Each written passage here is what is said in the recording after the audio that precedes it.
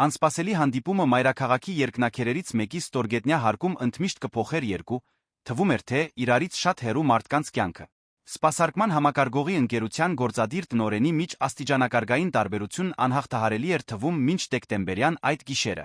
Այն, ինչ սկսվեց որպես պարզ լավություն, կվերածվեր մի կապի, որը մարտահրավեր կնետեր կորպորատիվ աշխարհի բոլոր չգրված կանոններին։ Նախքան այս զարմանահրաշ պատմությունը լսելը, չմոռանաք բաժանորդագրվել ալիքին ավելի շատ հուզիչ պատմությունների համար։ Արարատ Գրուպ կորպորացիայի ամենամյա տոնակատարությունն ավարտվել էր գրեթե 2 ժամ առաջ,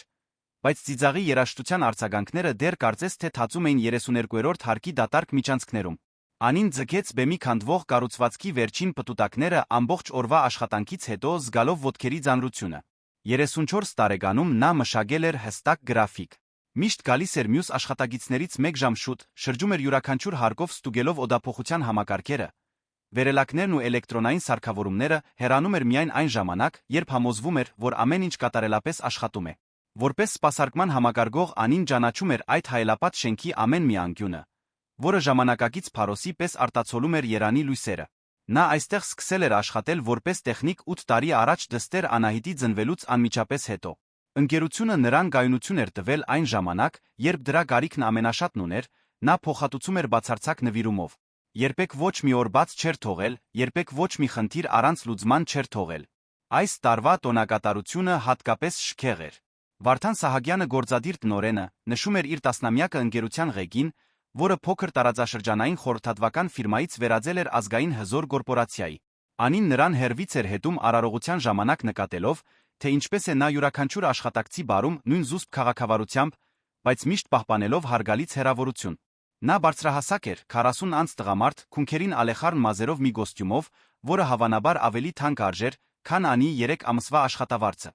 Մինչ վերջին գործիքներն էր դասավորում մետաղական արկղի մեջ, Անին միջանցքում արձագանքող քայլեր լսեց։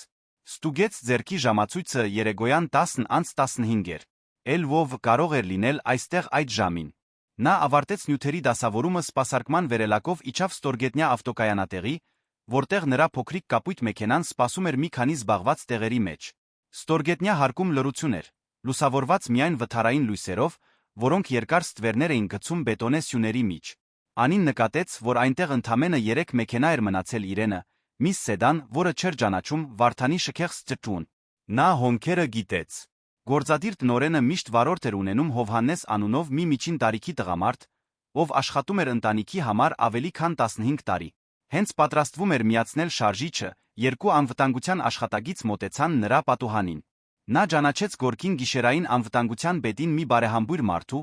ով միշտ ժպիտով էր բարում իրեն։ Կներես անհանգստացնելու համար, Անի, ասաց նա կաշկանդված տեսք ունենալով։ Պարոն Վարդանի վարորդը ճանապարհին մեխանիկական խնդիր է ունեցել։ Մեքենան փչացել է քաղաքի մուտքի մոտ։ Կարող էիր հնարավոր է նրան տուն տանել։ Պարզապես դու միակ աշխատագիցն ես, որ մնացել է։ Գորկի ձայնը մարեց օդում, մինչ Անին մարսում էր խնդրանքը։ Տուն տանել Վարդան Սահակյանին։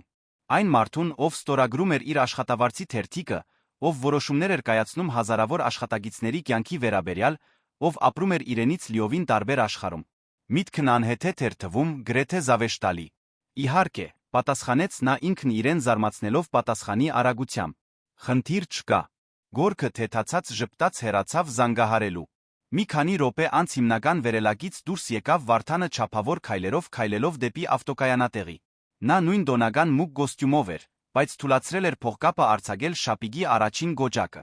Ձեռքին շագանակագույն գաշվե պայուսակ էր չեզոք դեմքի արտահայտություն, երբ մոտենում էր Անիի մեքենային։ Անին բացեց դռները հետի հայելուց նայեց, թե ինչպես է նա տեղավորվում հետի նստատեղին։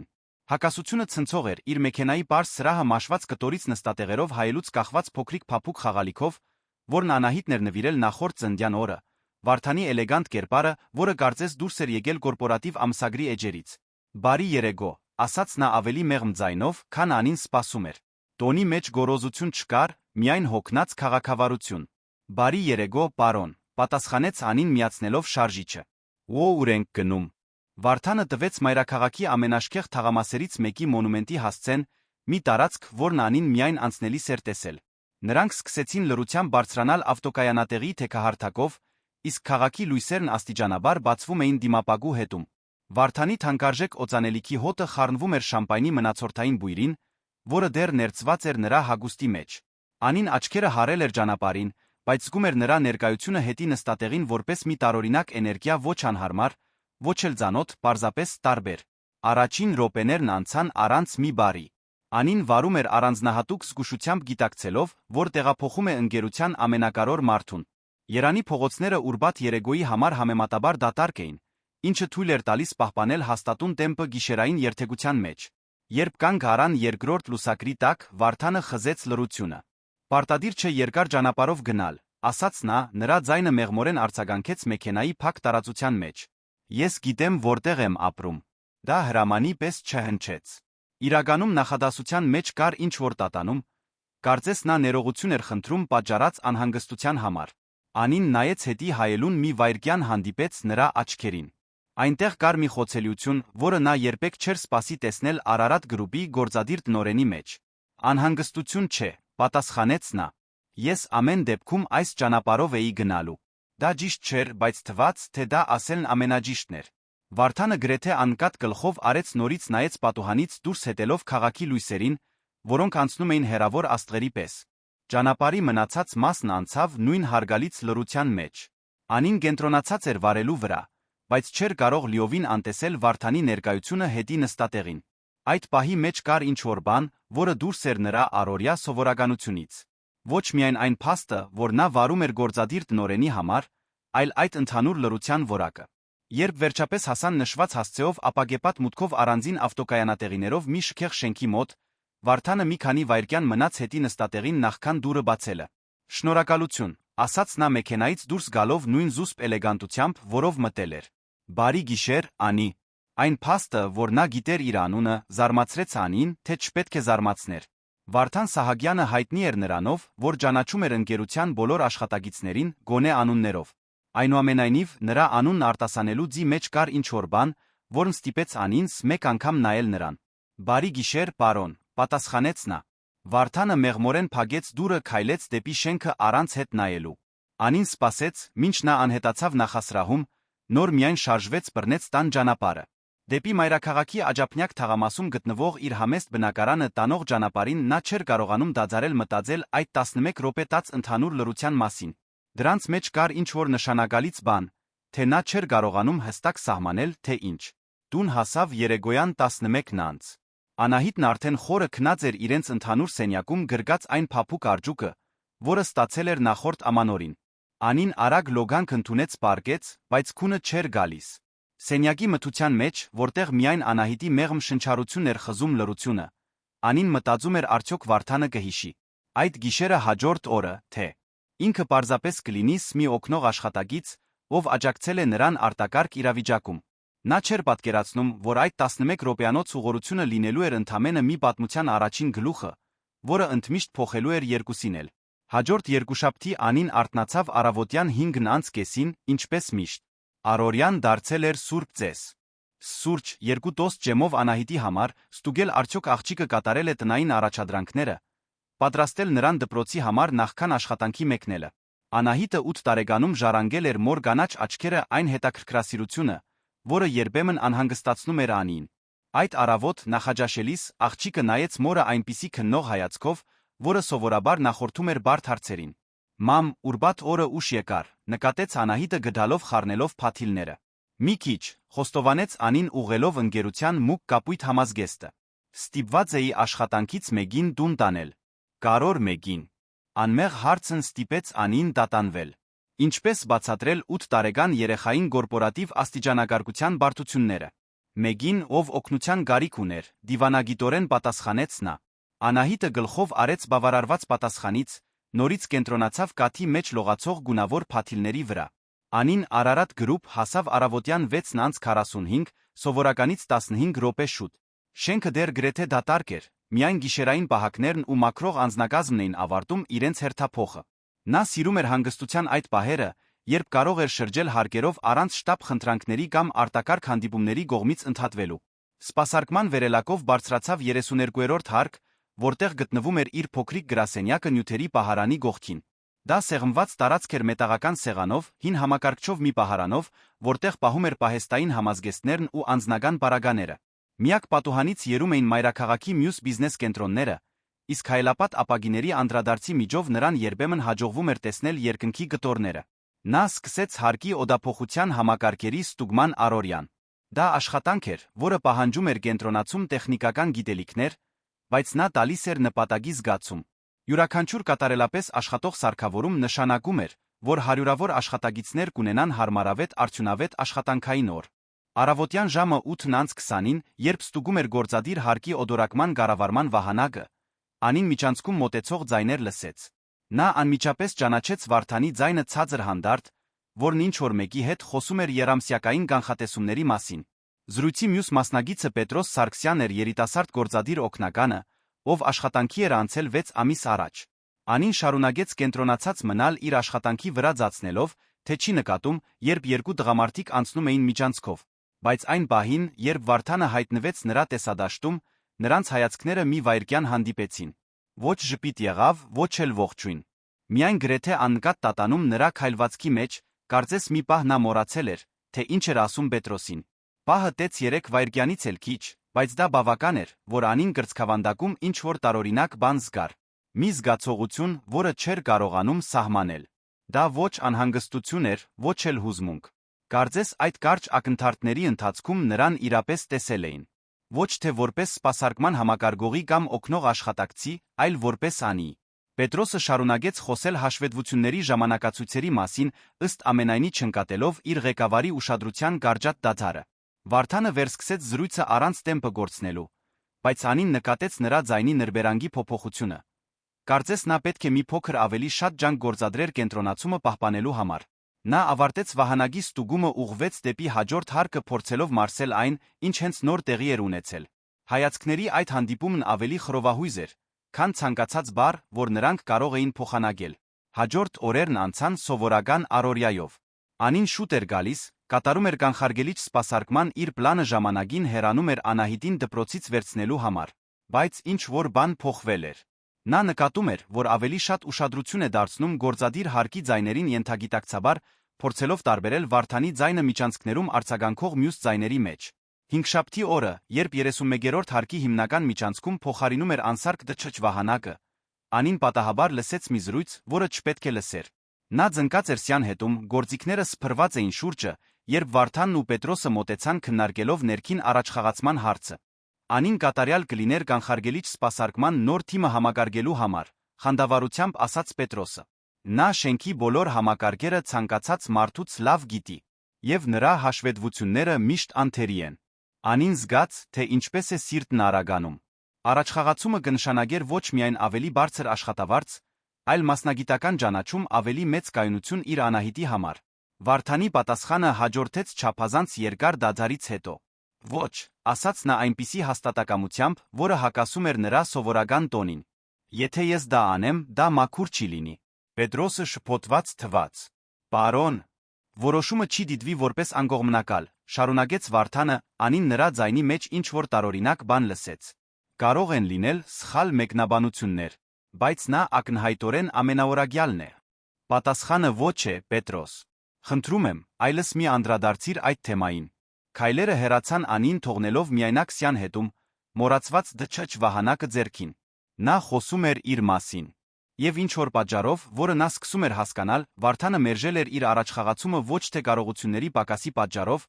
այլ ինչ-որ շատ ավելի բարդ բանի համար։ Նա ավարտեց աշխատանքը մեխանիկորեն, միտքը մշակում էր այդ զրույցի հետանքները։ Վարդանը պաշտպանում էր երկուսին էլ իրենց դրդապատճառների մասին չարամիտ մեկնաբանություններից,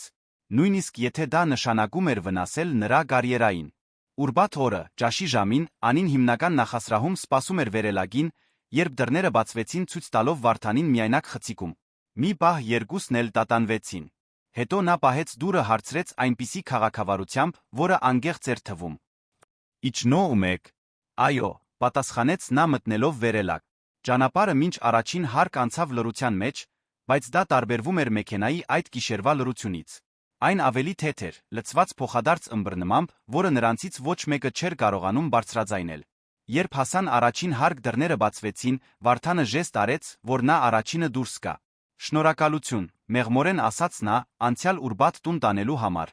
Ոչինչ, պատասխանեց Անին, բայց նրա բառերն ավելի մեղմ հնչեցին, քան նա նախատեսել էր։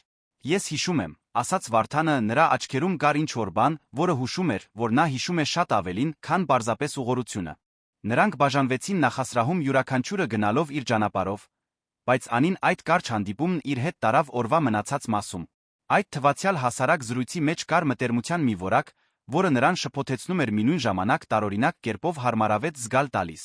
Այդ երեկո, երբ ընթրիք էր պատրաստում, Անահիտը հետում էր մորը այն վերլուծական հայացքով, որը երբեմն վախեցնում էր Անիին։ Դու փոխվել ես, հայտարարեց աղջիկը չափազանցված կենտրոնացմամբ գազար կտրատելով։ Ինչ իմաստով փոխվել։ Չգիտեմ։ Դու ավելի մտահոգ ես։ Եվ ավելի շատ ես ժպտում։ Անին ծիծաղեց զարմացած դիտարկումից։ Ես միշտ եմ ժպտում։ Ոչ այսպես, պնդեց Անահիտը։ Կարծես մի լավ գաղտնիք ունենաս։ Դստեր խորաթափանցություն ապշեցուցիչ էր։ Անին մտածում էր, թե էլ ինչ նշաններ կարող էր տալ առանց նկատելու։ Գաղտնիքներ չունեմ, ստեց նա ուշադրությունը նորից դարձնելով գազօջախի վրայի բանջարեղենին։ Բայց մինչ խառնում էր կաթսան, Անին չէր կարողանում չմտածել, որ գուցե Անահիտը ճիշտ էր։ Գուցե նա իրոք գաղտնիք ուներ։ Ոչ թե գաղտնիք մի բանի մասին, որն արդեն տեղի էր ունեցել, այլ մի բանի, որը կարող էր տեղի ունենալ։ Մի հնարավորություն, որը նա հազիվ էր համարձակվում ընդունել, բայց որն ավելի ու ավելի դժվար էր դառնում անտեսել։ Հաջորդ երկուշաբթի ընկերության եռամսյակային ժողովի ժամանակ Անին կանչեցին ստուգելու հիմնական խորհրդակցությունների դահլիճի պրոյեկտորը։ Դա մի շքեղ սենյակ էր օվալած սեղանով, որը տեղավորում էր 20 հոգի, համայնապատկերային պատուհաններով, որոնցից բացվում էր Երանի հիասքանչ տեսարանը։ Երբ նա մտավ, ժողովն արդեն սկսվել էր։ Վարդանը նախագահում էր սեղանի շուրջ շրջապատված յուրաքանչյուր բաժնի տնօրեններով։ Նա լուր աշխատում էր պրոյեկտորի վրա, փորձելով ուշադրություն չգրավել։ Այդ ժամանակ Վարդանը, առանց նրա ուղղությամբ նայելու, սովորականից ավելի խիստ տոնով ասաց. Անի, երբ այստեղ ավարտես, կարող ես ստուգել նա օդորակման համակարգը։ Թվում է, թե այստեղ շատ շոգ է։ Պրոֆեսիոնալ հերու տոնը կտրուկ հակասում էր այն քաղաքավարությանը, որ նա ցուցաբերել էր վերելակում։ Անին պրոֆեսիոնալ կերպով գլխով արեց ավարտեց աշխատանքը դուրս գալով սենյակից առանց որե մեկի հետ հայացքով հանդիպելու։ Ժամեր անց, երբ արդեն դասավորում էր սարքավորումները աշխատանքային օրն ավարտելու համար, նրա համակարգչին մի ծանուցում եկավ։ Ներքին էլեկտրոնային նամակ առանց նույնականացված ուղարկողի, որը պարունակում էր ընդամենը մի տող։ Կներես այսօրվա համար։ Դա քո մասին չէր։ Ոչ ստորագրություն կար, ոչ էլ լրացուցիչ բացատրություն։ Բայց Անին հիանալի հասկացավ։ Վարդանն իրեն ստիպված էր զգացել պահպանել ձականությունները մյուս տնօրենների առաջ, հիմա ներողություն էր խնդրում անհարկի խստության համար։ Նա երկար նայեց էկրանին, կուրսորը թարթում էր պատասխանի դաշտում։ Վերջապես նա գրեց ընդամենը. Գիտեմ։ Ուղարկեց պատասխանը անջատեց համակարգիչը գիտակցելով, որ նրանց միջ ինչ-որ բան վերջնականապես փոխվել է։ Ոչ միայն փոխադարձ ճանաչում, այլ մի ըմբռնում, որը վեր էր ընկերությունում իրենց դերերով պարտադրված սահմանափակումներից։ Աշունը մայրաքաղաքում իր հետ բերեց Արարատ գրուպի ռիթմի նուրբ փոփոխություն։ Շենքի գողքի սոսիների տերները սկսեցին դեղնել ստեղծելով ոսկեգույն հակադրություն բետոնի ապակու մոխրագույնի հետ։ Անին հետում էր այս փոխագերբմանը իր գրասենյակի փոքրիկ պատուհանից նկատելով, թե ինչպես են եղանակները կարողանում իրենց ներկայությունը հաստատել նույնիսկ քաղաքային սրտում։ Նամակների փոխանակումից անցել էր 3 շաբաթ, առօրյան, ըստ ամենայնի, վերադարձել էր իր բնականոն հունին։ Անին կատարում էր իր ժամերը միշտ նույն ճշգրտությամբ, Անահիտը շարունակում էր դպրոցից գունավոր նկարներ բերել տուն։ Կյանքը գնում էր իր կանխատեսելի ընթացքով, բայց կային նուրբ փոփոխություններ։ Անին նկատում էր, որ ուշադրություն է դարձնում այն մանրուքներին, որոնք նախկինում աննկատ էին մնում։ Անվտանգության աշխատակիցների ձայնի տոնը, երբ հիշատակում էին գործադիր տնօրենին, աշխատակիցների դեմքի արտահայտությունները, երբ Վարդանն անցնում էր միջանցքներով, այն ձը, որով նա բարում էր յուրաքանչյուր մարդու նույն չափավոր քաղաքավարությամբ։ Ապրիլյան մի անձրոտ երեքշաբթի էր, երբ տեղի ունեցավ անսպասելին։ Ժամը 3-ի կողմերը 15-րդ հարկի էլեկտրական համակարգի խափանումը 2 հոգու փակեց հիմնական վերելակում։ Արտակարգ իրավիճակի արձանագրությունն անմիջապես ակտիվացավ, Անին իր գործիքների թիմով իջավ իրավիճակը գնահատելու համար։ Երբ հասավ հարկ, գտավ Գորկին, ով համակարգում էր անվտանգության ընթացակարգերը։ Վերելակը կանգ էր արել 15-16-րդ հարկերի արանքում, ուղորներն այնտեղ փակված էին արդեն մոտ 15 րոպե։ Կարողանո ու մեզ կապվել նրանց հետ, հարցրեց Անին զննելով կառավարման վահանակը։ Այո, ներքին կապն աշխատում է, պատասխանեց Գորկը։ Պարոն Վարդանն է մարքեթինգի տնօրենը։ Նրանք վերադառնում էին արտաքին հանդիպումից, երբ սա պատահեց։ Անին ստամոքսում տարօրինակ զգացողություն ունեցավ։ Վարդանն այնտեղ փակված էր մի քանի մետր հեռավորության վրա, ինքն էր պատասխանատու նրան այդ իրավիճակից հանելու համար։ Նա կենտրոնացավ աշխատանքի վրա ստուգելով շղթաները, նույնականացնելով խնդիրը։ Սնուցման համակարգի կարճ միացում, որի վերանորոգումը կպահանջեր առնվազն 30 րոպե։ Ձեր կարծիքով որքան գտի, Վարդանի ձայնը հասավ ներքին կապի միջոցով հանգիստ, բայց լարվածության նրբերանգով։ Գորգը նայեց Անին, ով ծնկած էր էլեկտրական վահանագի մոտ։ Առավելագույնը կես ժամ, պատասխանեց Անին բարձրախոսով։ Դուք այնտեղ լավ եք զգում։ Լավ ենք, եկավ պատասխանը։ Շնորհակալություն։ Անին լուր աշխատեց 20 րոպե, Գորգը նրա կողքին էր համոզվելու համար, որ անվտանգության կանոնները պահպանվում են։ Այդ ժամանակ նա լսեց մարքեթինգի տնօրենի ձայնը ներքին կապով։ Կներես, Գորգ, կարող ես տեղեկացնել օգնականիս, որ գուշանամ ժամը 4-ի հանդիպումից։ Հեռախոս այստեղ կապ չունի։ Իհարկե, տիկին, պատասխանեց Գորգը հեռանալով զանգահարելու համար։ Այդ ժամանակ Վարդանը նորից խոսեց, բայց այս անգամ նրա ձայնն այլ էր թվում։ Ավելի ցածր, կարծես նա մոտեցել էր բարձրախոսին։ Անի, նրա ձայնը հստակ հասավ կապի համակարգով։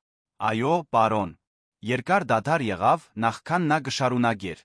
Այդ գիշեր մեքենայի մեջ ես թուլացրեցի զգոնությունս այնպես, ինչպես երբեք չէի արել։ Դու կարող էիր դա ինչ-որ կերպ օգտագործել իմ դեմ, բայց չարեցիր։ Անին ընդհատեց աշխատանքը, գործիքները մոռացվեցին ձեռքերում։ Սա մի զրույց չէր, որը պետք է տեղի ունենար ներքին կապի միջոցով, բայց Վարդանի ձայնի մեջ կար ինչ-որ բան, որն արգելում էր նրան ընդհատել։ Ես չեմ վստահում ինձ ամեն ինչ պրոֆեսիոնալ պահելու հարցում, երբ քո կողքին եմ, շարունակեց նա։ Եվ դա ինձ վախեցնում է։ Անիի սիրտն ուժգին բաբախում էր։ Նա շուրջը նայեց համոզվելու համար, որ մենակ է, նախքան պատասխանելը։ Ես հասկանում եմ, ցածրաձայն ասաց նա բարձրախոսով։ Հասկանում ես, որ երբեմն մարդիկ կապվում են մեկի հետ այնպես, ինչպես չէին սպասում, եւ որ դա կարող է ամեն ինչ բարդացնել։ Հաջորդած լռությունը լի էր իմաստով։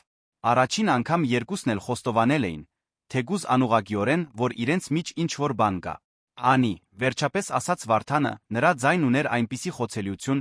որը նա երբեք չէր սպասի լսել ընկերության գործադիր տնօրենից։ Տարիների մեջ առաջին անգամ ես ինձ զգում եմ պարզապես տղամարդ։ Ոչ թե դիդղոս, ոչ թե խորհրդանիշ։ Պարզապես մեկը, ով ճանաչեց մի արտասովոր մարդու մի անսպասելի գիշեր։ Նախքան Անին կկարողանար պատասխանել, նա լսեց միջանցքով վերադարձող Գորգին։ Արագորեն նորից կենտրոնացավ էլեկտրական վահանագի վրա ձացնելով, թե ամբողջովին տարված է աշխատանքով։ Ինչպես է գնում, հարցրեց Գորգը։ Գրեթե վերջացրել եմ, պատասխանեց նա կատարելով վերջին շտկումները։ Հիմա նորից կմիացնեմ համակարգը։ 5 րոպե անց վերելակը սահուն իջավ 15-րդ հարկ, դռները բացվեցին ցույց տալով Վարդանին մարքեթինգի տնօրենին։ Կինն արագ դուրս եկավ ինչ-որ բան փնթփնթալով ուշացած հանդիպումների շտաբ զանգերի մասին։ Վարդանը մի պահ մնաց վերելակի դռների մոտ ուղիղ նայելով Անին։ Նա գործիքներն էր դասավորում մետաղական արկղում, բայց զգում էր նրա հայացքի ծանրությունը։ Շնորհակալություն, պարզապես ասաց նա։ Պարզապես աշխատանքս էի անում, պատասխանեց նա, բայց նրա բառերն ավելի մեղմ հնչեցին, քան նա նախատեսել էր։ Վարդանը գլխով արեց հեռացավ դեպի սպասարկման վերելակը,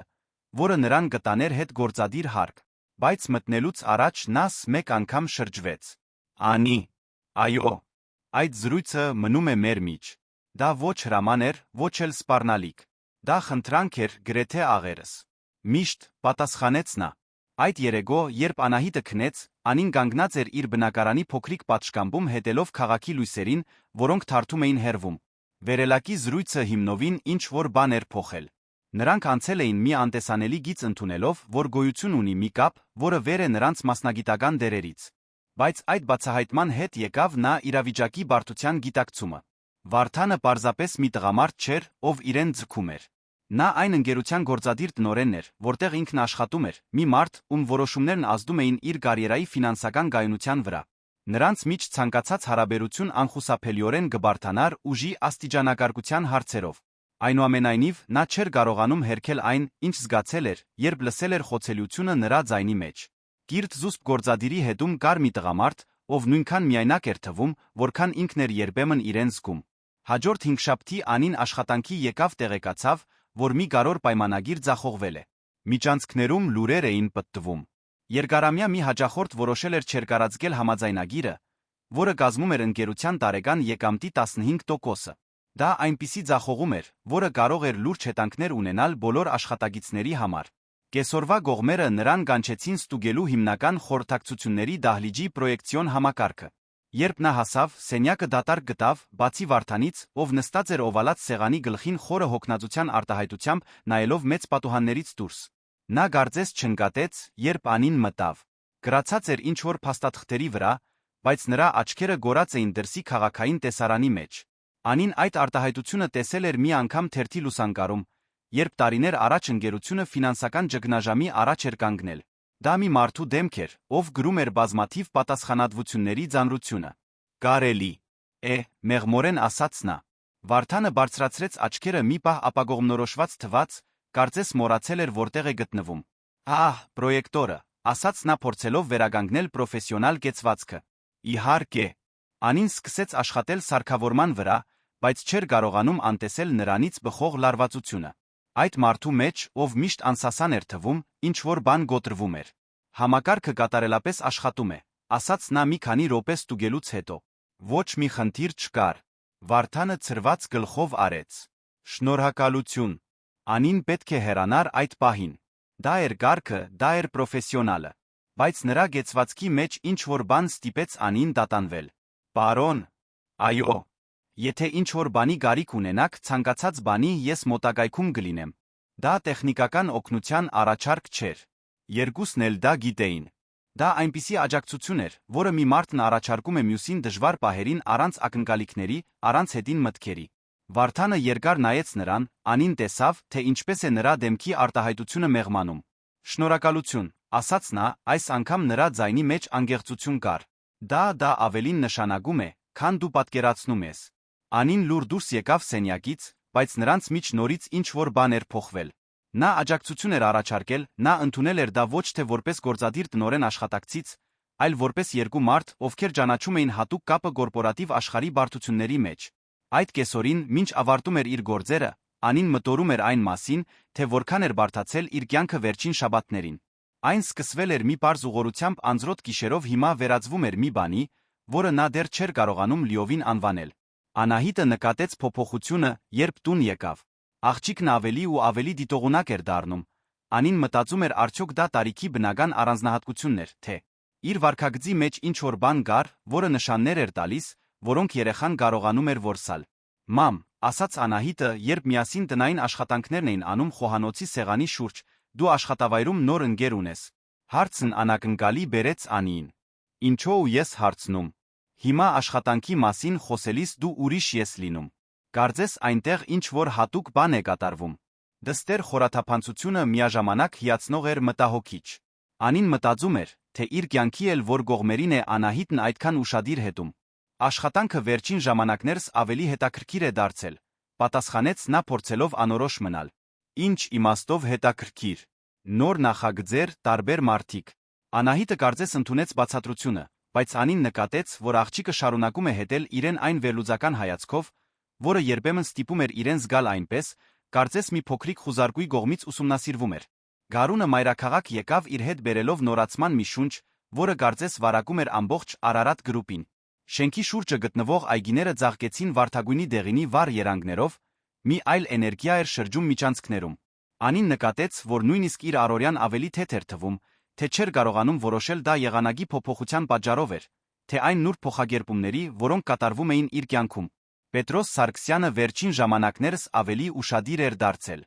Որպես գործադիր օգնական նա արտոնյալ հասանելիություն ուներ Վարդանի գրաֆիկին, ամեն ինչին հետում էր վերլուծական աչքերով։ Նա 28 տարեկան հավակնոտ երիտասարդ էր, ով վերջերս էր ավարտել մայրաքաղաքի լավագույն համալսարաններից մեկի կառավարման ֆակուլտետը ընկերությունում աճի մեծ ձգտումներ ուներ։ Մայիսյան մի առավոտ Պետրոսը նկատեց մի բան, որը գրավեց իր ուշադրությունը։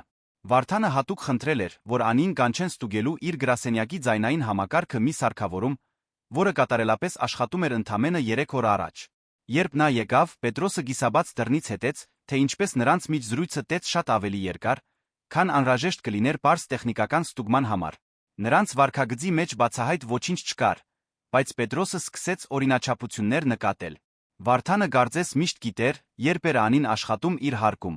Նրան կանչում էին ստուգումների համար, որոնք հաճախ անհարկի էին թվում, եւ նրանց միմյանց դիմելու ձի մեջ կար ինչ-որ այլ որակ մի քաղաքավարություն, որը կարծես իմաստի շերտեր էր գրում։ Պետրոսն ի ձնե դիտողունակ էր, մի հատկություն, որն օգնել էր նրան նվաճել իր դիրքն ընկերությունում։ Նա սկսեց մտքում գրանցել իր տեսած փոխազդեցությունները ոչ թե չարությունից, այլ որովհետև իր վերլուծական բնույթը ստիպում էր նրան հասկանալ շրջապատի դինամիկան։ Այդ ընթացքում Անին Վարդանը մշակում էին լուր հաղորդակցության իրենց սեփական լեզուն։ Մի հայացք միջանցքում կարող էր նշանակել, որ նա ծանր օր է ունեցել հանդիպումներում։ Տեխնիկական հարցին պատասխանելուց առաջ մի փոքր տատանումը հուշում էր, որ նա նկատել է լարվածությունը նրա ձայնի մեջ։ Դա նուրբ բառ էր, գրեթե աննկատ պատահական դիտորդների համար,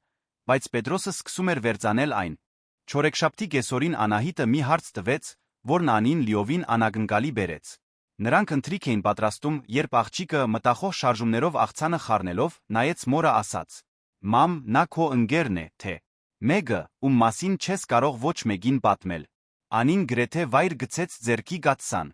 «Ում մասին, սիրելիս»։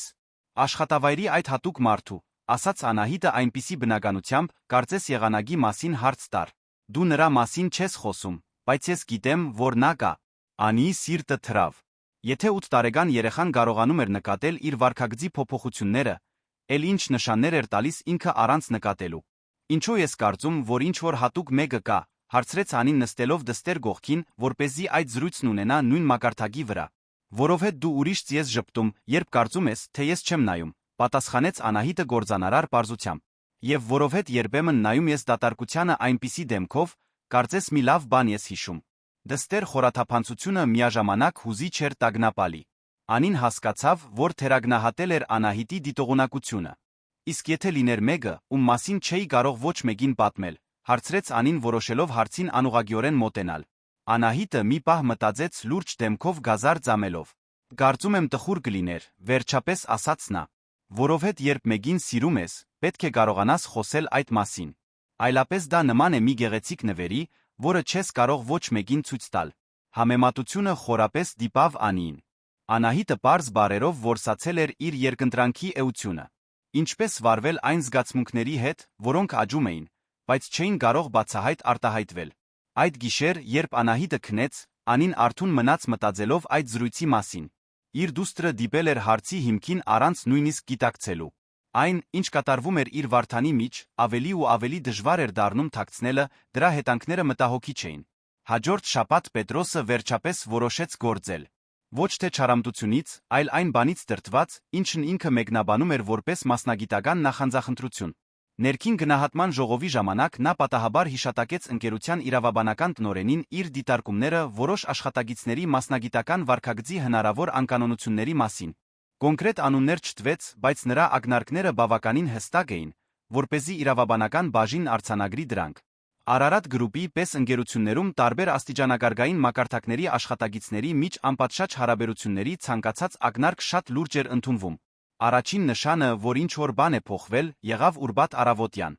Անին ստացավ ներքին հաղորդագրություն մասնագիտական վարքագծի կանոնների վերանայման մասին տեղեկացվեց, որ երկուշաբթի օրը տեղի կունենա ընդհանուր ժողով քննարկելու էթիկական չափանիշները հարաբերությունները աշխատանքային միջավայրում։ Երկրորդ նշանն ավելի նուրբ էր, բայց նույնքան նշանակալից։ Վարդանը չեղարկեց սպասարկման բոլոր հարցումները, որոնք հատկապես վերաբերում էին Անին, դրանք վերաբաշխելով թիմի մյուս անդամների մեջ։ Երբ նա փորձեց հասկանալ պատճառը, իր վերադասն ասաց ընդամենը, որ դա վերից եկած վարչական որոշում է։ Վարդանն իր հերթին իրավաբանական բաժնի կողմից զգուշորեն տեղեկացվել էր ընկերությունում պտտվող լուրերի մասին։ Թե ոչ մի պաշտոնական մեղադրանք չէր ներկայացվել, նա անմիջապես հասկացավ, որ իր վարքագիծը հարցականի տակ է դրված։ Նրա արձագանքն անմիջական էր կտրուկ։ Նա սկսեց խուսափել Անիի հետ ցանկացած անհարկի շփումից,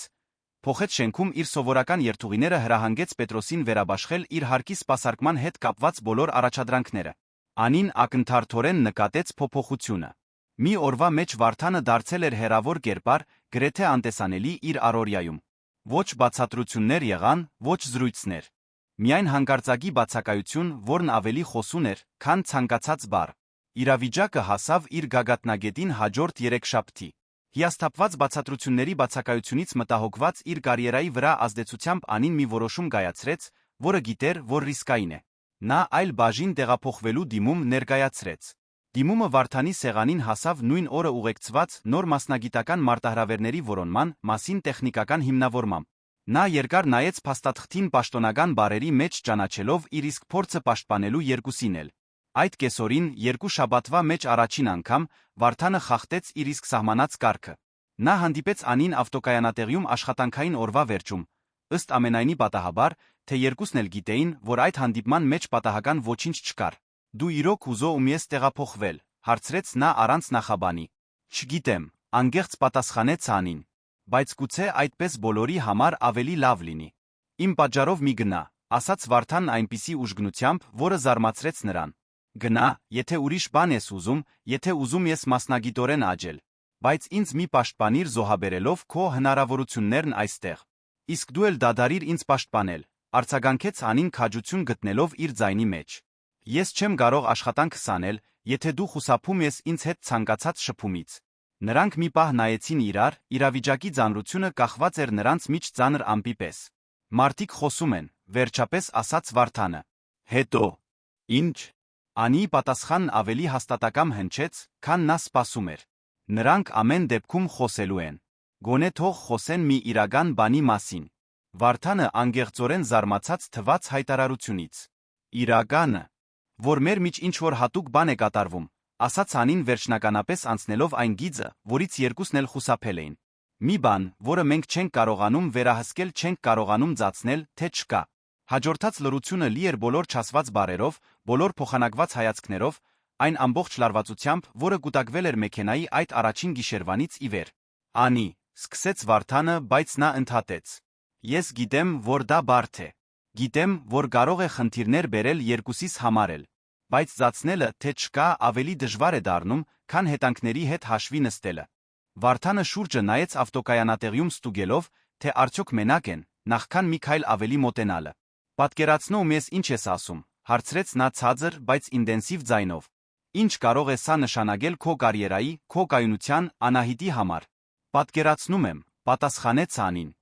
Եվ հենց դրա համար էլ պետք է անգեղծ լինեմ, որովհետև եթե պետք է ինչ-որ բան ռիսկի ենթարկեմ, թող դա լինի մի իրական բանի համար։ Վարդանը երկար նայեց նրան, կարծես առաջին անգամ էր տեսնում։ Ուրեմն հետ վերցրու տեղափոխման դիմումդ, վերջապես ասաց նա։ Ինչո՞։ Որովհետև եթե պետք է պարզենք, թե սա ինչ է, պետք է պարզենք միասին։ Առանց փախչելու, առանց թաքնվելու։ Անին զգաց, թե ինչպես է կրծքում ինչ-որ բան շարժվում թեթության վախի խառնուրդ։ Իսկ լուրերը, իրավաբանական բաժինը, դրանց հետ էլ հաշվի կնստենք, ասաց Վարդանն այնպիսի վճռականությամբ, որը Անին ճանաչեց որպես նույն այն վճռականությունը, որը նա ցուցաբերում էր բարդ ժողովների ժամանակ, բայց թույլ չենք տա, որ վախը որոշի մեր փոխարեն։ Այդ երեգո Անին հետ վերցրեց տեղափոխման դիմումը։ Ապագայի մասին ոչ մի խոստում չկար, ոչ էլ երաշխիքներ, թե ինչպես ամեն ինչ կզարգանա։ Բայց կար ավելի արժեքավոր մի բան՝ գիտակցված որոշումը միասին դիմակայելու ցանկացած հետանքի, որը կգար իրենց առջ։ Անահիտն անմիջապես նկատեց փոփոխությունը։ Հաջորդ առավոտ նախաճաշի ժամանակ նա նայեց մորը ծանոթ վերլուծական հայացքով։ Դու որոշեցիր, պարզապես ասաց աղջիկը։ Ինչ որոշեցի։ Այդ հատուկ մարդու մասին։ Որոշեցիր, որ արժե ռիսկի դիմել։ Երբեմն Անին մտածում էր արդյոք իր 8 տարեկան դուստրը իրականում երեխայի դիմակի տակ թաքնված հոգեբան չէր։ Ավտոկայանատեղի զրույցին հաջորդած շաբաթները բերեցին նուրբ, բայց նկատելի փոփոխություն Անիի Վարդանի միջ դինամիկայում։ Նրանք որոշել էին չփախչել իրավիճակից, բայց դա չէր նշանակում, թե նրանք կառաջնորդվեին առանց զգուշության։ Ընդհակառակը, հիմա, երբ բացահայտ ընդունել էին իրենց միջ եղած կապը, երկուսն էլ շարժվում էին այնպիսի ճշգրտությամբ, ինչպես մեկը, ով քայլում է ականապատ դաշտում։ Վարդանը ներդրեց մի ռազմավարություն, որն ինքը մտքում անվանում էր վերահսկվող թափանցիկություն։ Անից լիովին խուսափելու փոխարեն, նա սկսեց նրան ներգրավել տեխնիկական հանդիպումներում, երբ այլ աշխատագիտներ ներկա էին։ Այդ հանդիպումների ժամանակ նա պահպանում էր խիստ պրոֆեսիոնալ տոն, բայց թույլ էր տալիս, որ իրենց փոխազդեցությունները դիտարկվեն գործընկերների կողմից, ստեղծելով այլընտրանքային պատմություն նրանց համար, ովքեր կցանկանային ենթադրություններ անել իր վարքագծի մասին։ Անին իր հերթին սկսեց մանրակրկիտ փաստաթղթավորել իր սպասարկման բոլոր գործողությունները։ Յուրաքանչյուր տեխնիկական գանչ, յուրաքանչյուր սովորական ստուգում, յուրաքանչյուր րոպե, որը ծախսվում էր յուրաքանչյուր հարկում, գրանցվում էր զինվորական ճշգրտությամբ։ Եթե ինչ-որ մեկը հարցականի տակ դներ նրա ներկայությունը որոշակի վայրում կամ բահին, նա կունենար կոնկրետ ապացույցներ հիմնավորելու յուրաքանչյուր քայլը։ Պետրոս Սարգսյանն այդ փոփոխություններին հետում էր աջող հետաքրքրասիրությամբ։ Վարդանի թափանցիկության ռազմավարությունը հեգնաբար Անիի հետ նրա շփումներն ավելի տեսանելի էր դարձրել։ Երիտասարդ օգնականը սկսեց հարցականի տակ դնել արդյոք իր նախնական կասկածները հիմնավորված էին, թե ինքը սխալ էր մեկնաբանել անմեղ նշանները։ Երամսյակային պլանավորման ժողովի ժամանակ էր, որ Պետրոսն ականատես եղավ մի բանի, որն ստիպեց նրան լիովին վերանայել իրավիճակի իր ընկալումը։ Վարդանը ներկայացնում էր արտադրողականության թվերը, երբ պրոյեկցիոն համակարգը խափանվեց։ Անիին անմիջապես կանչեցին խնդիրը լուծելու համար։ Նա արագ լուր աշխատեց, իսկ Վարդանը շարունակեց շնորհանդեսը օգտագործելով միայն իր նշումները։ Ոչ մի պահի երկարատ հայացքների փոխանակում կամ ժեստեր չեղան, որոնք կարող էին մեկնաբանվել որպես մտերիմ։ Իրականում նրանք կարծես ջանք էին գործադրում պահպանելու պրոֆեսիոնալ հեռավորություն, որը սահմանակցում էր չափազանցության հետ։ Երբ Անին ավարտեց վերանորոգումը ուղղվեց դեպի ելքը, Վարդանը պարզապես շնորհակալություն հայտնեց նույն քաղաքավարությամբ, որը ցուցաբերում էր ցանկացած աշխատակցի։ Նրանց վարքագծի մեջ ոչինչ չկար, որը կհուշեր որե տեսակի անպատշաճ հարաբերության մասին։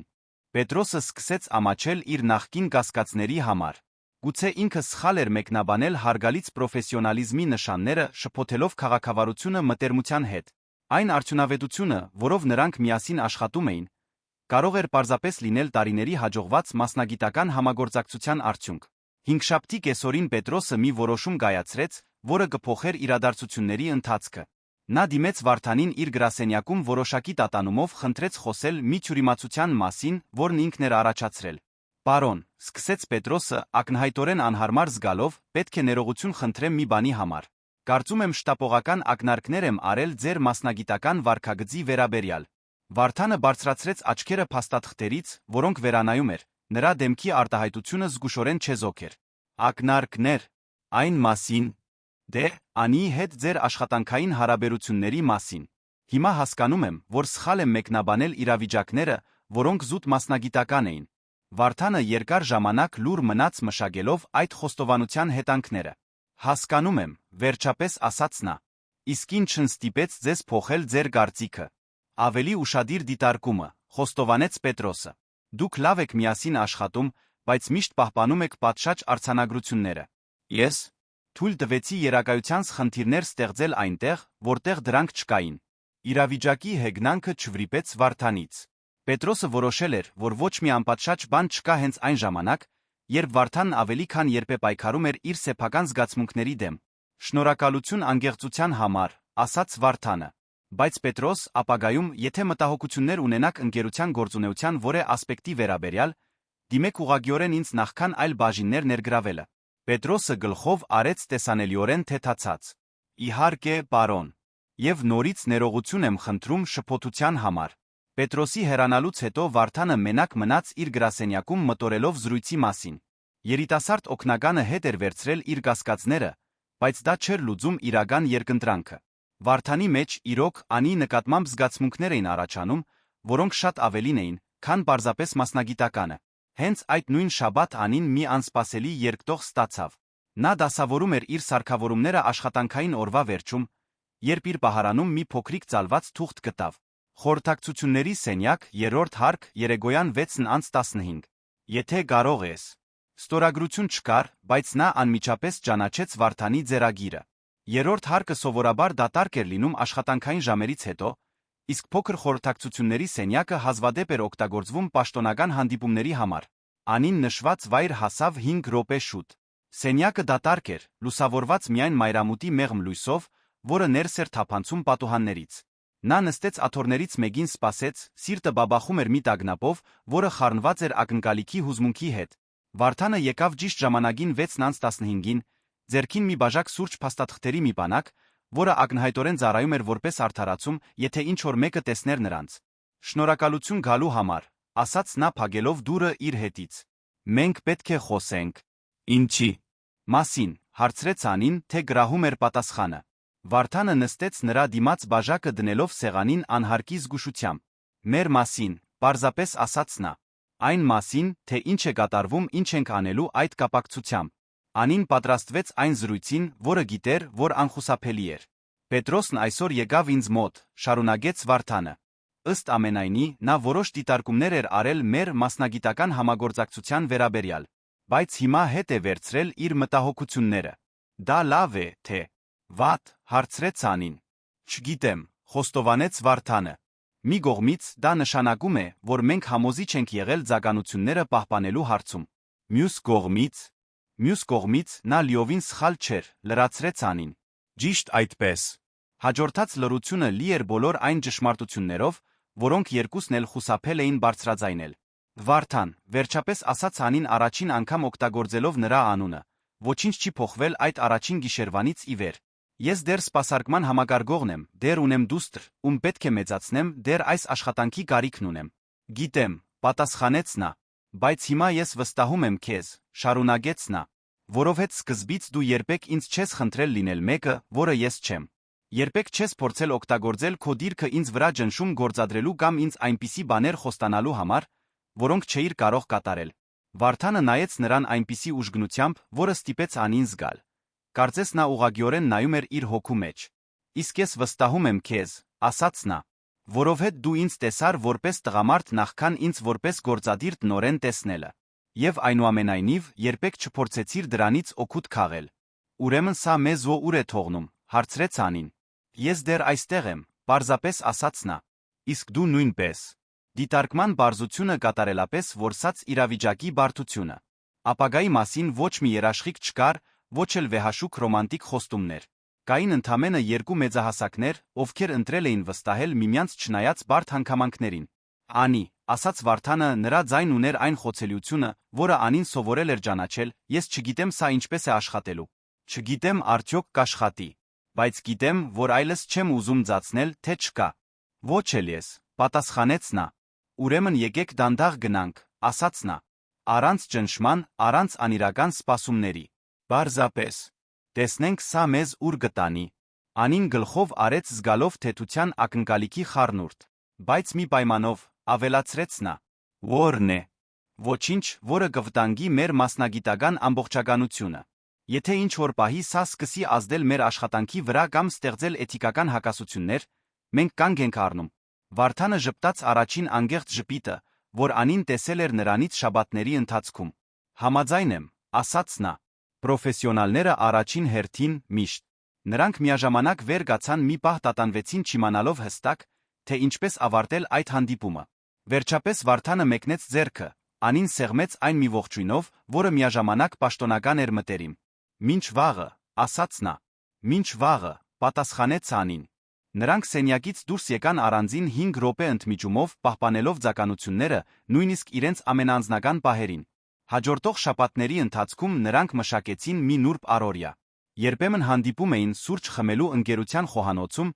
միշտ այլ աշխատագիտների ուղեկցությամբ։ Փոխանակում էին խիստ պրոֆեսիոնալ էլեկտրոնային նամակներ, որոնք այնուամենայնիվ գրում էին նրբերանգներ, որոնք միայն իրենք էին հասկանում։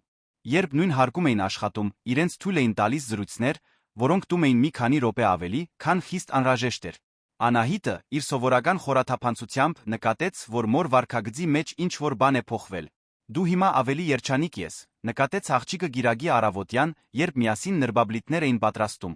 Այդպես է, հարցրեց Անին փորձելով անտարբեր ելալ։ Այդպես է։ Դա տարբերվում է այն երջանկությունից, որը դու ունենում էիր, երբ ես լավ գնահատականներ էի ստանում կամ երբ միասին զվարճալի ֆիլմ էինք դիտում։ Կարծես գտել ես մի բան, որը չգիտեիր, որ փնտրում ես։ Դստեր դիտարկումը խորապես դիպավ Անիին։ Դա հենց այն էր, ինչ նա զգում էր։ Կարծես գտել էր մի բան, որը չգիտեր, որ փնտրում էր։ Իսկ դու դրանով լավ ես զգում, հարցրեց Անին։ Անահիտը մի պահ մտածեց կենտրոնացած խառնելով նրբաբլիթների խմորը։ Կարծում եմ այո, վերջապես ասաց նա։ Բայց դու կարող ես ինձ պատմել նրա մասին, երբ պատրաստ լինես։ Ես գիտեմ կարոր գաղտնիքներ պահել։ Դստեր հասունությունը երբեմն զարմացնում էր Անիին։ Անահիտը կարծես բնազդաբար հասկանում էր, որ մեծահասակների կյանքում կան կողմեր, որոնք չափազանց բարդ են պարզ բացատրությունների համար, բայց դա նրան չէր խանգարում առաջարկել իր անվերապահ աջակցությունը։ Այդ կիրակի, երբ հեռուստացույցով ֆիլմ էին դիտում, Անին մտորում էր այն մասին, թե ինչպես էր իր կյանքը փոխվել վերջին ամիսներին։ Նա Վարդանի մեջ գտել էր մի բան, որը վեր էր ֆիզիկական ձգողականությունից կամ մասնագիտական համատեղելիությունից։ Դա մի կապ էր, որը դիպչում էր իր անհատականության այնպիսի կողմերին, որոնց գոյության մասին ինքը հազիվ թե գիտեր։ Բայց այդ բացահայտման հետ եկավ նա գիտակցումը, որ իրենք նավարկում էին անհայտ տարածքում։ Գոյություն չուներ ձեռնարկ այն մասին, թե ինչպես զարգացնել հարաբերություններ իրենց հանգամանքներում։ Նրանք պետք է ստեղծեին իրենց սեփական կանոնները, հաստատեին իրենց սեփական սահմանները, միասին պարզեին արդյոք այն, ինչ զգում էին, բավականաչափ ուժեղ էր հաղթահարելու այն անխուսափելի խոչընդոտները, որոնց կհանդիպեին։ Ամառը մայրաքաղաքում իր հետ բերեց անսովոր շոկի ալիք, դրա հետ մեկտեղ մի անսպասելի ճգնաժամ, որը կփորձարկեր Արարատ գրուպի ներսում բոլոր հարաբերությունները։ Շենքի հովացման համակարգի արտահոսքը, համակցված էլեկտրական հաջորդական խափանումների հետ, ստեղծեց մի արտակարգ իրավիճակ, որը պահանջեց երկարացված հերթափոխերով աշխատանք ամբողջ հանգստյան օրերի ընթացքում։ Անին 18-րդ հարկում էր պայքարելով հատկապես բարդ էլեկտրական վահանագի հետ, երբ շաբաթ երեկոյան ժամը 10-ին նրա հեռախոսը զանգեց։ Անահիտն էր զանգում էր հարանուհու տնից, որտեղ անցկացնում էր գիշերը։ «Մամ, ջերմություն ունեմ», ասաց աղջիկը, նրա ձայնը թույլ էր հնչում գծի մյուս ծայրում։ Անիի սիրտը թրավ։ Անահիտը հազվադեպ էր հիվանդանում, երբ հիվանդանում էր, Անիի առաջնահերթությունը միշտ տուն վազելն ու դստերը խնամելն էր։ «Որքան է ջերմություն, սիրելիս», հարցրեց նա արդեն մտքում հաշվարկելով, թե որքան ժամանակ կպահանջվի ավարտելու իր կատարած կարոր վերանորոգումը։ Տիկին Գայանեն ասաց, որ 39 է։ Գլուխս մի քիչ պտտվում է։ Անին փակեց աչքերը երկփեղկված իր պատասխանատվությունների մեջ։ Էլեկտրական համակարգը, որը նա վերանորոգում էր, վերահսկում էր 3 ամբողջական հարկերի հովացումը, ներառյալ գործադիր հարկը։ Եթե նա հիմա կանգ առներ, հարյուրավոր աշխատագիցներ երկուշաբթի օրը գգային կհայտնվեին անտանելի աշխատանքային միջավայրում։ Սիրելիս, կարող ես այս գիշեր մնալ տիկին Գայանեի հետ։ Ես հնարավորինս արագ կավարտեմ այստեղ, վաղ առավոտյան կգամ քեզ վերցնելու։ Լավ, մամ, պատասխանեց Անահիտը, Անին կարող էր լսել հնազանդությունը դստեր ձայնի մեջ։ Դա մի երեխա էր, ով սովոր էր մոր աշխատանքի պահանջներին, բայց դա իրավիճակը պակաս ցավոտ չէր դարձնում։ Անին անջատեց հեռախոսը, վերսկսեց աշխատանքը նոր թափով, նրա ձեռքերն աշխատում էին ավտոմատ ճշգրտությամբ, մինչ միտքը բաժանված էր իր արջի շղթաների հիվանդ Անահիտի պատկերի մեջ։ 2 ժամ անց, երբ վերջապես հաջողվեց վերականգնել 18-րդ հարկի համակարգը, նա իջավ ստուգելու 17-րդ հարկի վնասները։ Հենց այնտեղ նա գտավ Վարդանին դեռ աշխատանքային կոստյումով, բայց թուլացրած փողկապով շապիկի թերը ձալած, ով օգնում էր անվտանգության թիմին էլեկտրոնային սարքավորումները տեղափոխել ավելի ապահով տարածք։ Անի, նա զարմացած թվաց տեսնելով նրան։ Կարծում էի դու արդեն տուն ես գնացել։ Անահիտը հիվանդ է, բայց ես պետք է ավարտեմ 17-րդ հարկը նախքան գնալը, բացատրեց նա, փորձելով պահպանել պրոֆեսիոնալ ձայնը չնայած հոգնածությանը մտահոգությանը։ Վարդանը մի պահ նայեց նրան, նկատելով լարվածությունը նրա գեցվածքի մեջ։ Ինչ խնդիր ունի նա։ Բարձր ջերմություն։ Հավանաբար պարզապես ամառային գրիպ է, բայց դու ուզում ես նրա գողքին լինել, լրացրեց նա։ Պետք է նրա գողքին լինեմ, ուղղեց Անին։ Բայց նա պետք է սա ավարտեմ։ Վարդանը շուրջը նայեց, համոզվելով, որ նրանք համեմատաբար մենակ են սարքավորումների արկղերի սփռված մալուխների մեջ։ Գնա տուն, պարզապես ասաց նա։ Չեմ կարող։ Եթե ես սա այսօր չավարտեմ, երկուշաբթի օրը ես կհոգամ մնացածի մասին, ընդհատեց Վարդանը։ Գնա, խնամիր աղջկատ։ Անին ապշած նայեց նրան։ Դուք չեք կարող էլեկտրական սպասարկում անել։ Եվ նույնիսկ եթե կարողանայիք, դա ձեր աշխատանքը չէ։ Ես կարող եմ համակարգել արտակարգ իրավիճակների թիմը, համոզվել, որ ամեն ինչ ճիշտ է արվում, պատասխանեց նա։ Եվ իրականում իմ պատասխանատվություններից մեկն էլ այն է, որ իմ աշխատագիցներն աջակցություն ունենան, երբ ընտանիքին խնամելու կարիք ունեն։ Ժեստի մեծահոգությունը խորապես դիպավ Անիին։ Դա ոչ միայն օգնության գործնական առաջարկ էր, այլ այն բանի ճանաչումը, որ նրա առաջնահերթությունն այդ պահին պետք է լիներ իր դուստրը։ Վարդան, ես չեմ կարող ձեզ թողնել։ Անի, ասաց նա, նորից ընդհատելով նրան, օգտագործելով ավելի մեղմ տոն, եթե քո դուստրը լիներ հիվանդ, դու ինչ կանեիր։ Հարցն անակնկալի բերեց Անիին։ Վարդանը երեխաներ չուներ, բայց նա կատարելապես որսացել էր իր իրավիճակի էությունը։ Ես տուն կգնայի, խոստովանեց նա։ Ուրեմն գնա։ Բայց երբ Անին հասավ ավտոկայանատեղի, պարզեց, որ իր մեքենան չի միանում։ Մարտկոցը, հավանաբար ազդված վերջին օրերի ծայրահեղ շոկից, լիովին նստել էր։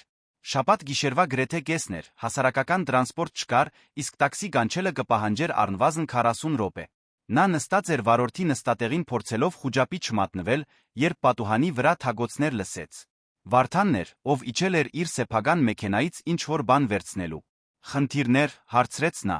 Անին բացատրեց իրավիճակը, զգալով հիասթափության առաջին արդյունքները։ Նա միայնակ մայր էր, ով փորձում էր հավասարակշռել անհնարին պատասխանատվությունները։ Այդ պահին թվում էր, թե ամեն ինչ դավադրություն է իր դեմ։ Արի, ասաց Վարդանն առանց տատանվելու։ Ես քեզ կտանեմ։ Չեմ կարող դա ընդունել։ Արդեն շատ ուշ է, դուք։ Անի, ասաց նա բացելով իր մեքենայի ուղորի դուռը, դադարիր համարել 5 րոպեով թույլ տուր, որ մեկը քեզ օգնի։ Տոնը գոպիտ չէր, բայց ուներ այնպիսի հաստատակամություն, որը քննարկում չէր հանդուրժում։ Անին վերցրեց պայուսակը, նստեց մեքենան, չափազանց հոգնած մտահոգված լինելով բողոքելը շարունակելու համար։ Հարանուհու տունը գտնվում էր աջափնյակում 40 րոպեանոց մի ճանապարհ, որն անցավ խոհեմ լռության մեջ։ Վարդանը զգուշությամբ էր վարում դատարկ փողոցներով, թույլ տալով Անին մարսել օրվա իրադարձությունները։ Դուք ստիպված չէիք սա անել, վերջապես ասաց նա։ Գիտեմ, պատասխանեց նա, բայց ես ուզեցի անել։ Ինչո՞։ Վարդանը մի պահ մտածեց նախքան պատասխանելը։ Որովհետև այդպես են անում մեկի համար, ով կարոր է, ասաց նա զգուշորեն ընտրելով բառերը։ Հայտարարության բարձությունը գրում էր մի էմոցիոնալ ձանրություն, որը ոչ մի մշակված ջար չէր կարող ունենալ։ Վարդանն ասում էր առանց բառերը բացահայտ արտասանելու, որ նա կարոր էր իր համար։ Բավականաչափ կարոր, որպեսզի ինքը թողներ իր սեփական պարտականությունները վարեր մայրաքաղաքի մի ծայրից մյուսը շաբաթ գիշերով։ Երբ հասան Հարանուհու տուն, Անահիտը քնած էր, բայց ջերմությունն իջել էր։ Տիկին Գայանեն, մի բարի տիկին, ով Անահիտի համար դարձել էր գրեթե փոխարինող տատիկ, բացատրեց, որ աղջիկը դեղն ընդունել է իրեն լավ է զգում։ Լավ է, որ եկար, ասաց նա Անիին։ Նա շատ ավելի հանգստացավ, երբ ես ասացի, որ դու ճանապարհին ես։ Անին գրկած տարավ քնած Անահիտին մինչ մեքենան, որտեղ Վարդանը հետի նստատեղը պատրաստել էր իր սեփական բաճկոնով, որպեսզի աղջիկն ավելի հարմարավետ լինի։ Դեպի իրենց բնակարան տանող ճանապարհին Անահիտը կարճ ժամանակով արթնացավ։ Մամ, շշնջաց նա դեռ քնաթաթախ։ Այստեղ եմ, սիրելիս։ Անահիտը շուրջը նայեց առաջին անգամ նկատելով, որ ուրիշ մեքենայի մեջ են։ Ո՞վ է վարում, հարցրեց նա ձայնը խռպոտ, բայց հետաքրքրասեր։ Անին նայեց Վարդանին, ով հետի հայելուց հանդիպեց նրա աչքերին։ Մայրիկի մի ընկերը, մեղմորեն ասաց Անին։ Մեկը, ով մեզ օգնեց, երբ դրա գարիքն ունեինք։ Լավ է, մրթմրթաց Անահիտը նորից տեղավորվելով նստատեղին։ Շնորհակալություն, ասաց նա վարորդի նստատեղի ուղղությամբ։ Խնդրեմ, պատասխանեց Վարդանը, նրա ձայնը բարի էր։ Երբ հասան բնակարան, Վարդանը պնդեց օգնել Անահիտին մինչ վերելակ տանելու հարցում։ Աղջիկը նորից քնել էր ճանապարհին, Անին պայքարում էր բանալիների հետ, փորձելով հավասարակշռել դստեր քաշը։ Բնակարանի միջանցքի մեղմ լույսի տակ Վարդանն ու Անին նայեցին իրար մի պահ, որը կարծես կանգ էր առել ժամանակի մեջ։ Շնորհակալություն, ասաց նա։ Ոչ միայն տուն բերելու համար, ամեն ինչի համար։ Շնորհակալություն պետք չէ, պատասխանեց նա։ Դա այն է, ինչ անում են կարոր մարդկանց համար։ Այն ձի մեջ, որով նա գրկնեց նախադասությունը, կար ինչ-որ բան, որն ստիպեց Անին հասկանալ, որ նա պայքարում էր բառերի դեմ, որոնք ուզում էր ասել, բայց չէր կարողանում բարձրաձայնել։ Վարդան, մեղմորեն ասաց նա, կուզեք ներս մտնել։ Միգուցե սուրճ խմեք։ Դա առաջին անգամն էր, որ նա նրան հրավիրում էր իր անձնական տարածք անցնելով մի գիծ, որը երկուսն էլ մինչ այդ զգուշորեն հարգել էին։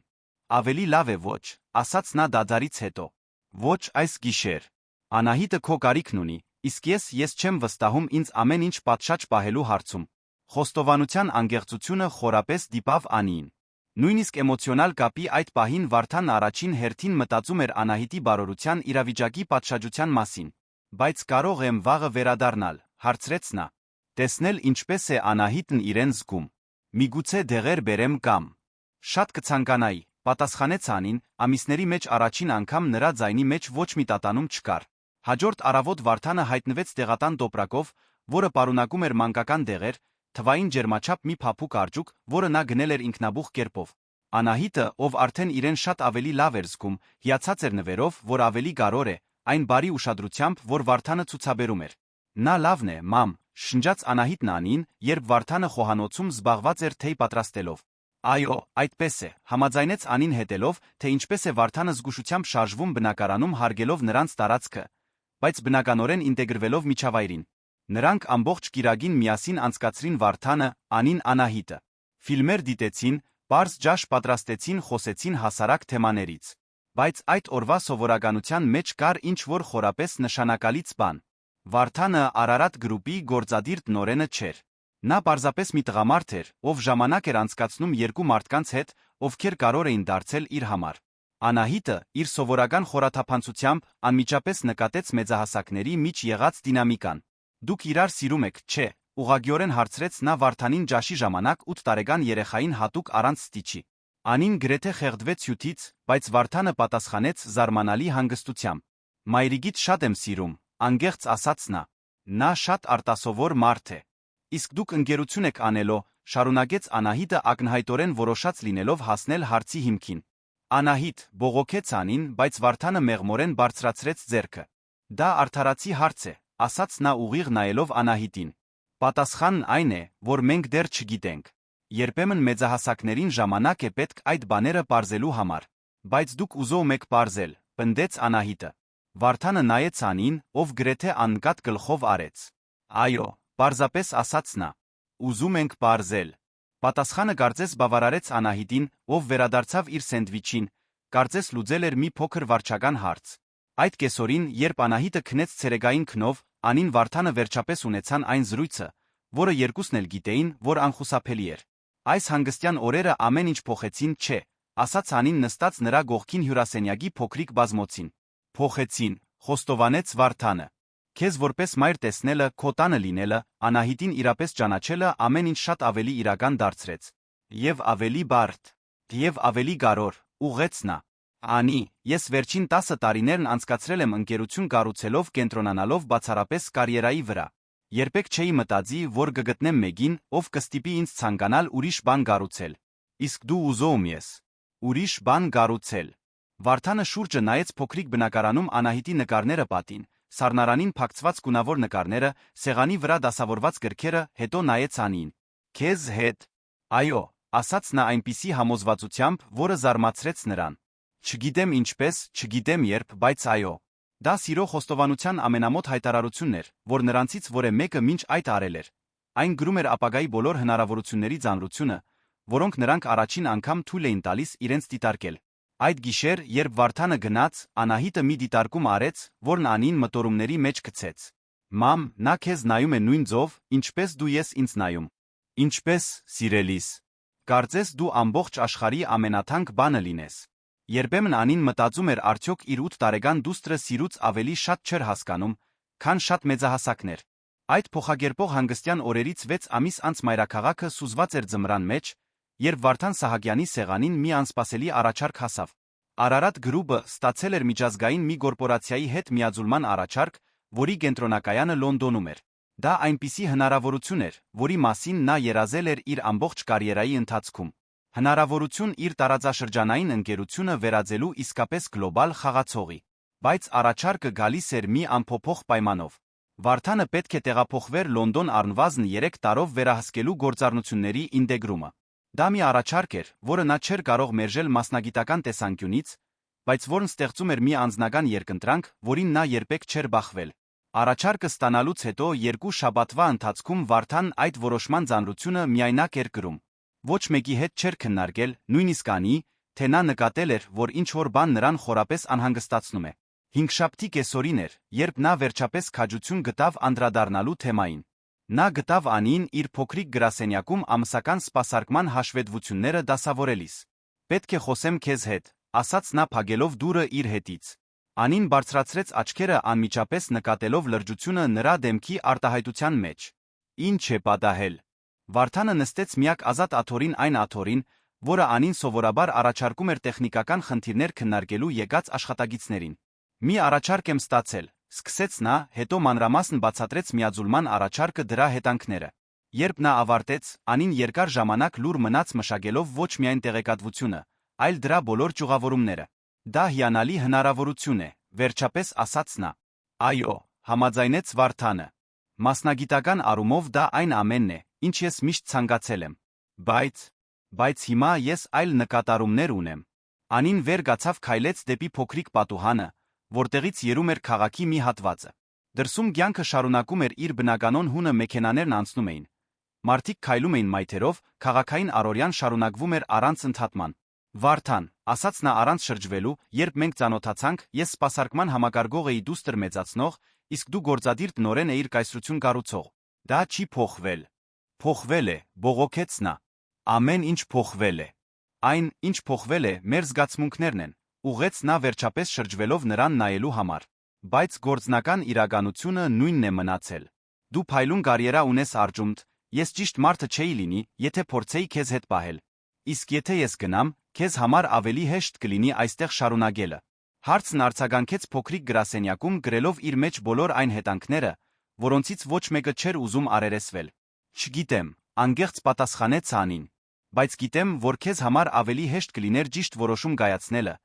եթե ստիպված չլինեիր իմ մասին անհանգստանալ։ Վարդանը կտրուկ վեր կացավ հուսահատված պատասխանից։ Դու չես հասկանում, ասաց նա։ Ես չեմ ուզում ճիշտ որոշում կայացնել։ Ես ուզում եմ կայացնել այն որոշումը, որը մեզ թույլ կտա միասին լինել։ Իսկ եթե այդ երկու բաներն անհամատեղելի լինեն,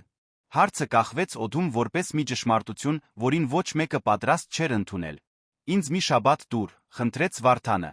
Ընդամենը մի շաբաթ այլընտրանքների մասին մտածելու համար։ Անին գլխով արեց, թե երկուսն էլ գիտեին, որ մի շաբաթը չէր փոխի իրավիճակի հիմնարար իրականությունը։ Այդ գիշեր, երբ Անին տուն հասավ, Անահիտն անմիջապես նկատեց, որ ինչ-որ բան այն չէ։ Վարդանի հետ ինչ-որ բան է պատահել, հարցրեց աղջիկը, երբ միասին ընթրիք էին պատրաստում։ Անահիտի խորաթափանցությունը երբեք չէր դադարում զարմացնել Անիին։ Վերջին ամիսներին Վարդանը դարձել էր նրանց կյանքի անբաժան մասը։ Նա գալիս էր ընթրելու շաբաթական առնվազն 2 անգամ, օգնում էր Անահիտին դպրոցական նախագծերի հարցում, բնականորեն ինտեգրվել էր նրանց ընտանեկան առօրյային։ Նա ուրիշ երկրում աշխատանքի առաջարկ է ստացել, զգուշորեն բացատրեց Անին։ Անահիտը դադարեցրեց աղցանը խառնելը, ուղիղ նայեց մորը։ Իսկ դու նրա հետ գնալու ես։ Այդքան բարձ չէ, սիրելիս։ Ես այստեղ աշխատանք ունեմ, դու դպրոց ունես, ընկերներ։ Բայց դու նրան սիրում ես, ասաց Անահիտը երեխայի անողոք տրամաբանությամբ։ Իսկ նա էլ քեզ է սիրում։ Չէ։ Որ դա է կարորը։ Երբեմն մեկին սիրելը նշանակում է թույլ տալ նրան անել այն, ինչն իր համար լավագույնն է, պատասխանեց Անին։ Անահիտը հոնքերը գիտեց ակնհայտորեն դժգոհ պատասխանից։ Դա շատ բարդ մեծահասակների բան է, չէ։ Այո, խոստովանեց Անին։ Երբեմն մեծահասակ լինելը նշանակում է դժվար ընտրություններ կատարել։ Բայց Անահիտը իր 8 տարեկանի իմաստնությամբ մի դիտարկում արեց, որն ամբողջ գիշեր արձագանքում էր Անիի մտքում։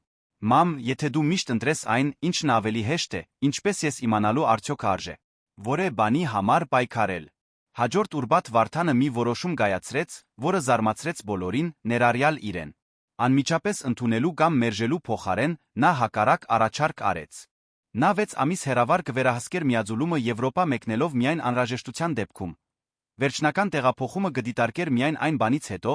երբ կգնահատեր արդյոք ինտեգրումն իրոք իր մշտական ֆիզիկական ներկայության գարիքն ուներ։ Դա ռիսկային առաջարկ էր, որը կարող էր մերժվել, բայց այն առաջարկում էր երրորդ այլընտրանք, որը ոչ ոք նախկինում չէր դիտարկել։ Ի զարմանս իրեն, լոնդոնյան ընկերությունն ընդունեց հակառակ առաջարկը հետաքրքրված լինելով այն վստահությամբ, որ Վարդանը ցուցաբերում էր իր թիմի հեռավար կառավարման համակարգերի նկատմամբ։ Երբ նա նորությունը պատմեց Անին, վերջինս գործադիր հարկում փոխարինում էր այրված դչչ լամպը։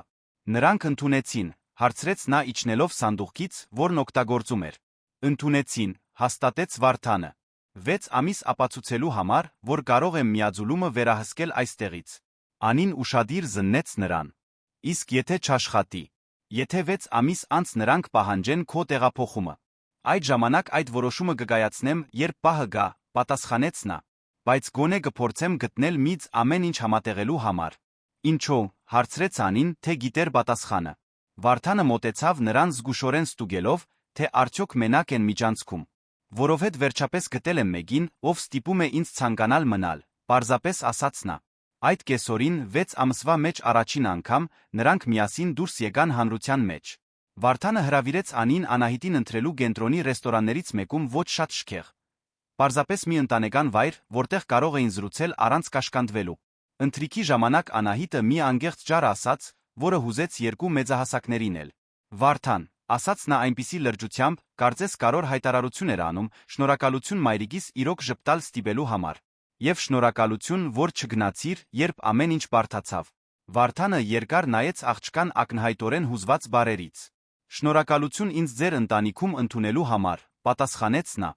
Եվ ինձ սովորեցնելու համար, որ որոշ բաներ ավելի թանկ են, քան ցանկացած կարիերա։ Դրանք պարզ բարեր էին, բայց դրանք նշանավորեցին վերջնական շրջադարձային կետ նրանց հարաբերություններում։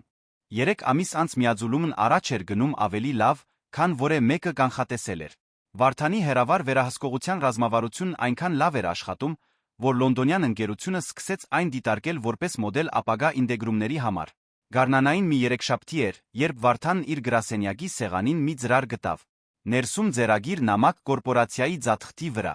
Դու տեսար ինձ նախքան ես ինքս ինձ կտեսնեի։ Եվ հիմա այլս չեմ ուզում վերադառնալ անտեսանելի լինելուն։ Չգիտեմ ինչ է սա նշանակում մեզ համար, բայց գիտեմ, որ ուզում եմ բարձել քեզ հետ։ Ստորագրություն չկար, բայց Վարդանն անմիջապես ճանաչեց Անիի ձեռագիրը։ Դա ակնարկ էր այն նամակին, որն ինքը գրեթե գրել էր նրան ամիսներ առաջ, բայց երբեք չէր համարձակվել հանձնել։ Նա գտավ նրան ստորգետնյա ավտոկայանատեղիում այդ կեսօրին, նույն վայրում, որտեղ ամեն ինչ սկսվել էր գրեթե 1 տարի առաջ։ Ստացար նամակս, հարցրեց նա։ Ստացա, պատասխանեց նա։ Եվ պատասխանս նույնն է, ինչ դու ինձ տվեցիր այդ գիշեր։ Ուրեմն մնա։ Եվ եկեք պարզենք միասին։ Այդ գիշեր Վարդանը պաշտոնապես մերժեց Լոնդոն տեղափոխվելու հնարավորությունը։ Միաձուլումն այնքան հաջող էր անցել նրա հերավար վերահսկողության տակ, որ ընկերությունը որոշեց անորոշ ժամանակով պահպանել ապակենտրոնացված կառուցվածքը։ 6 ամիս անց Աջափնյակի փոքրիկ եկեղեցիներից մեկում տեղի ունեցած պարզ արարողության ժամանակ Անին Վարդանն ամուսնացան։ Անահիտը հարսնաքույրն էր, Պետրոս Սարգսյանը քավորը, իսկ Գորգը անվտանգության պետը, Անին տարավ դեպի խորանը այն հոր փոխարեն, ում նա գործրել էր տարիներ առաջ։ Հյուրերի ցուցակը փոքր էր, բայց նշանակալից։ Աշխատագիտներ, ովքեր ականատես էին եղել այն զուսպ հարգալից հարաբերություններին, որ նրանք պահպանել էին, հարաններ, ովքեր տեսել էին, թե ինչպես է Վարդանը դառնում ընտանիքի մաս, ընկերներ, ովքեր հասկանում էին, որ երբեմն ամենաիրական սերն այն է, որն աճում է լռության մեջ կառուցված վստահության փոխադարձ հարգանքի վրա։ Արարողության ժամանակ, երբ քահանան հարցրեց արդյոք կա որե պատճառ, որով նրանք չպետք է միավորվեն ամուսնությամբ, Անահիտը բարձրացրեց ձեռքը բարձրաձայն ասաց. «Կա»։ Կարծում եմ նրանք շատ երկար ժամանակ ծախսեցին դա որոշելու համար։ Ամբողջ եկեղեցին պայթեց ծիծաղից, ներառյալ Անին Վարդանը, ովքեր հասկացան, որ իրենց 9-ամյա դուստրը կատարելապես որսացել էր պահի հումորը։ Հարսանեկան խնջույքի ժամանակ, որն անցկացվեց հենց Արարատ գրուպի շենքում աշխատանքային ժամերից հետո, Պետրոսը մի գնաց ասաց, որին ոչ ոք չէր սպասում։ 1 տարի առաջ ես կարծում էի, թե որոշ աշխատագիտների մասնագիտական վարքագծի անկանոնություն եմ հայտնաբերել, ասաց նա բարձրացնելով շամպայնի բաժակը։ Հիմա հասկանում եմ, որ այն, ինչին իրականում ականատես էի եղել, իմ տեսած ամենագեղեցիկ սիրո պատմության սկիզբն էր։ Անիի Վարդանի համար։ Թող դուք շարունակեք ապացուցել, որ իրական սերը արժե ցանկացած բարդություն։ Կյանքը, որը հաջորդեց, տարբերվում էր այն ամենից, ինչ երեքից որե մեկը պատկերացրել էր։ Վարդանը պահպանեց իր դիրքն ընկերությունում, բայց ներդրեց աշխատանքային ավելի ճկուն քաղաքականություն, որը թույլ էր տալիս աշխատագիտներին ավելի լավ հավասարակշռել իրենց անձնական մասնագիտական կյանքը։ Անին առաջխաղացում ստացավ որպես սպասարկման ընդհանուր վերահսկող մի պաշտոն, որը ստեղծվել էր հատուկ նրա տարիների նվիրումն ու կարողությունները ճանաչելու համար։ Անահիտը ստացավ ոչ միայն խորթ հայր, այլ մի հայր, ով իրեն պաշտում էր, ով երբեք չփորձեց փոխարինել այն հիշողությունները, որ նա ուներ իր կենսաբանական հորից, ում գործրել էր, երբ դեռ շատ փոքր էր։ Նրանք տեղափոխվեցին ավելի մեծ տուն մայրաքաղաքի արմտյան հատվածում մի այգիով, որտեղ Անահիտը կարող էր խաղալ, իսկ Վարդանը կարող էր փորձել առանց մեծ հաջողության լոլիկներ աճեցնել հանգստյան օրերին։ Ամուսնությունից 5 տարի անց, երբ Անահիտը դարձավ 14 տարեկան, նա ծննդյան մի ջահ ասաց, որը կատարելապես ամփոփեց ընտանիքի ճանապարհը։ Երբ փոքր էի, մայրիկիս հարցրեցի արդյոք Վարդանն իր ընկերն է, թե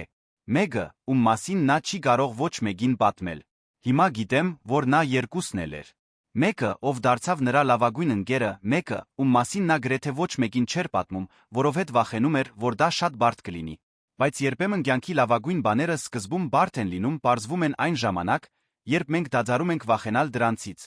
Այն, ինչ սկսվել էր որպես անսպասելի ուղղորություն անձրոտ գիշերով, վերածվել էր մի ընտանիքի կառուցված վստահության, հարգանքի անգեղծ սիրո ամուր հիմքերի վրա։ Դա մի պատմություն էր, որն ապացուցում էր, որ երբեմն ամենատական սերը նա է, որն աճում է դանդաղ սնվելով փոքրիկ ժեստերով մեծ ըմբռնումով։ Անին Վարդանը շարունակեցին աշխատել նույն ընկերությունում զբաղեցնելով նույն տարածքները, որտեղ ծանոթացել էին, բայց հիմա գիսելով ոչ միայն նպատակի վերելակը, այլ ընդհանուր նպատակների մի ամբողջ կյանք։ Դա սեր էր։ Ոչ այնպիսին, որոնք գոռում են, այլ նրանցից, որոնք մնում են։ Ընդմիշտ։ Պատմության ավարտ։ Սիրելի ունկնդիրներ, հուսով ենք, որ Անիի Վարդանի պատմությունը դիպել է ձեր սրտերին նույնքան, որքան մերին։ Այս էմոցիոնալ ճանապարհորդությունը շարունակելու համար մենք պատրաստել ենք հատուկ երգացանք սիրո, ընտանիքի երկրորդ հնարավորությունների մասին, նույնքան գրավիչ պատմություններով։ Գտեք այն այստեղ էկրանի ձախ կողմում։ Եթե ձեզ հուզեց այս պատմությունը, չմոռանաք բաժանորդագրվել մեր ալիքին հավանել տեսանյութը։ Ամեն օր մենք բերում ենք եզակի պատմություններ, որոնք բացահայտում են մարդկային հարաբերությունների բարդությունը, անսպասելի հանդիպումների գեղեցկությունը։ Բաց մի թողեք մեր հաջորդ թողարկումները մեկնաբանություններում մեզ ասեք, թե պատմության որ մասը ձեզ ամենաշատը հուզեց։ Մենք անհամբեր սպասում ենք կարդալ ձեր տպավորությունները վստահության քաջության վրա կառուցված սիրո այս ճանապարհի մասին։